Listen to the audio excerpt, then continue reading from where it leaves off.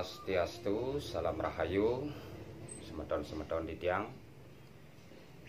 ring jebak jagat Bali lan Nusantara.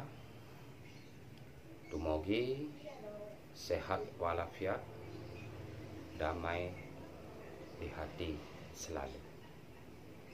Kali ini tiang hadir kembali di Tarupingi Channel Bali, membahas tentang pertanyaan-pertanyaan yang sudah masuk untuk menambah wawasan. Satu pertanyaan dari saudaraku, masihkah di zaman modern ini ada awetare? Kalau menurut saya masih. Beliau kalau kita flashback dari penuturan para pendahulu kita,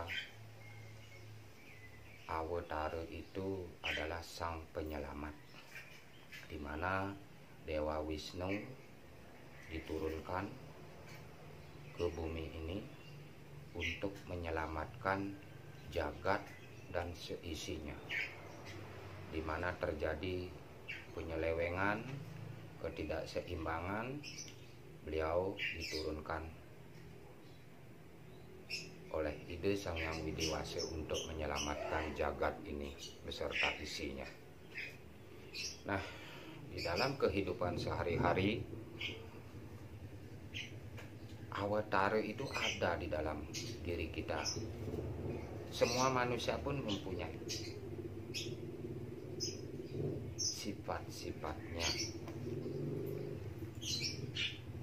karena sifat awetare itu baik,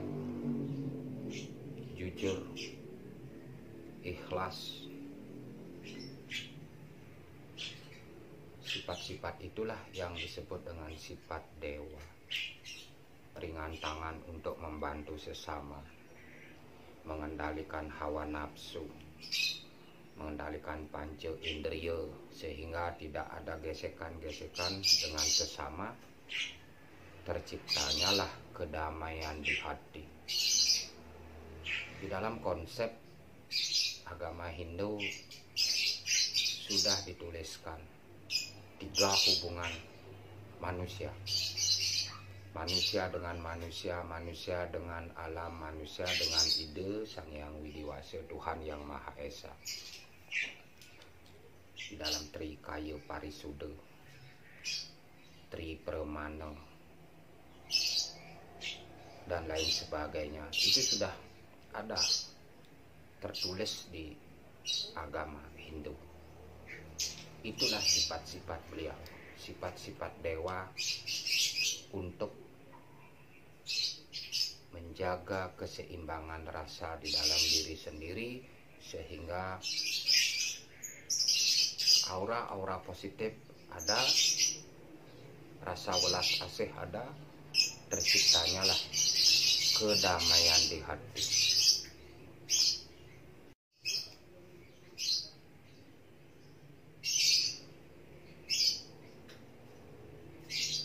Bagaimana bentuk awetare di zaman modern ini? Awetare berbagai macam bentuk, tetapi tidak seperti yang dituturkan oleh para pendahulu kita. Bisa berbentuk manusia, setengah binatang, atau dan lain sebagainya. Itu tidak. Sekarang wujudnya manusia. Manusia yang benar-benar manusia, yang menjalankan dharma, yang menjalankan sifat-sifat dewa. Itu termasuk dibilang awetare juga. Kalau dalam pengobatan ada usado, itu ada orang sakit datang ke rumah, langsung dibantu, ringan tangan untuk membantu tanpa memikirkan uang, tanpa memikirkan bayaran, secara tulus dan ikhlas, memohonkan kepada Ide Sang Yang Widiwasa, Ide Betara Yang Guru, untuk apa? Lebih cepat mendapatkan pertolongan, lebih cepat mendapatkan kesembuhan. Itu sifat-sifat awatara yang selama ini kita kembangkan di zaman modernisasi begini. Dan juga semua hal-hal baik, semua hal-hal yang positif, itu salah satunya sifat awatara, sifat Ide Sang Yang Widiwasa, untuk mendamaikan hati, untuk mendamaikan jagat. Ada juga yang zaman sekarang berbentuk sulinggih, pemangku, dukun atau balian. Itulah yang sebenarnya dikasih sifat-sifat awatara tanpa pamrih, tanpa memikirkan sesari atau uang, untuk memberikan wejangan kepada umat, untuk melaksanakan tugas keagamaan secara tulus dan ikhlas di dalam dirinya sendiri, menerima kewajibannya yang dikasih mandat dari Ide Sang Yang Widiwasa, diturunkan ke Hyang Leluhur. Hyang Leluhurlah menunjuk orang yang tepat untuk menjalankan tugas kebaikan ini. Jika melenceng, menarget tujuannya untuk mendapatkan upah, itu bukan sifat awatara. Inilah yang mestinya harus kita kembangkan di dalam kehidupan sehari-hari, sehingga menjalin hubungan dengan baik, tercipta suatu kedamaian yang hakiki. Damai di hati membawa kesehatan yang luar biasa. Damai bersama tetangga, damai bersama sesama, itu suatu kedamaian yang luar biasa di lingkungan.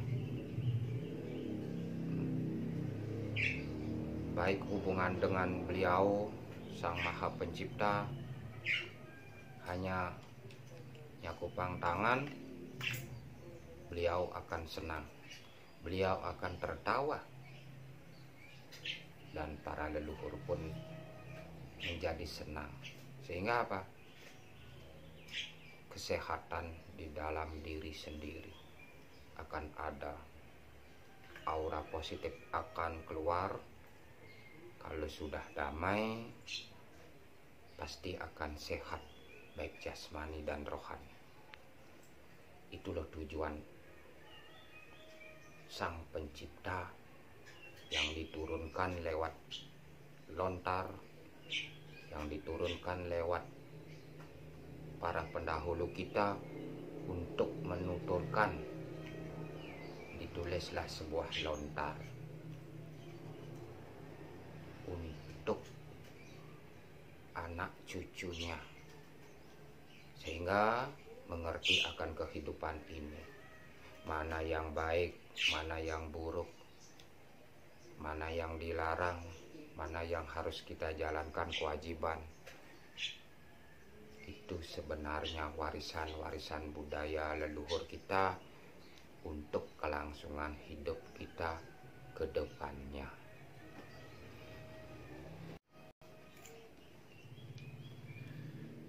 Sangat luar biasa jika kita tetap di jalan Dharma, akan memberikan nilai positif. Karena apa? Kita membawa karma masing-masing. Disinilah kita akan diuji di jagat ini. Jika kita tidak bisa menjalankan karma kebaikan, itu akan tetap bertambah setiap hari, bahkan setiap menit. Siapa yang merubah? Diri kita sendiri. kebaikan yang kita jalankan, memohon kepada beliau, itu akan membawa nilai positif, mengurangi karma-karma buruk kita, dan tidak kita akan turunkan kepada anak cucu. Sehingga menjadilah manusia yang benar-benar manusia, tahu akan jati diri, tahu akan kewajiban. Terkadang di zaman sekarang ini hak saja yang dituntut kepada beliau, kewajibannya jarang. Inilah ketidakseimbangan di dalam kehidupan sehari-hari, sehingga kita mengalami guncangan-guncangan di jiwa. Akhirnya apa? Sakit. Jika kita pikiran ruwet, otomatis kembali ke rasa, karena sakit itu disebabkan oleh pemikiran dan rasa. Jika ruwet, penyakit yang di depan itu akan datang sekarang yang kita rasakan. Begitulah penuturan kali ini dari Jero Gede Gimbal, semoga tercerahkan. Wantah asa punike penjelasan dari Titiang, dumugi bisa menambah wawasan. Kirang langkung Titiang lunas geng rene sinampura, sinap Titiang antuk para mesanti. Om santi santi santi.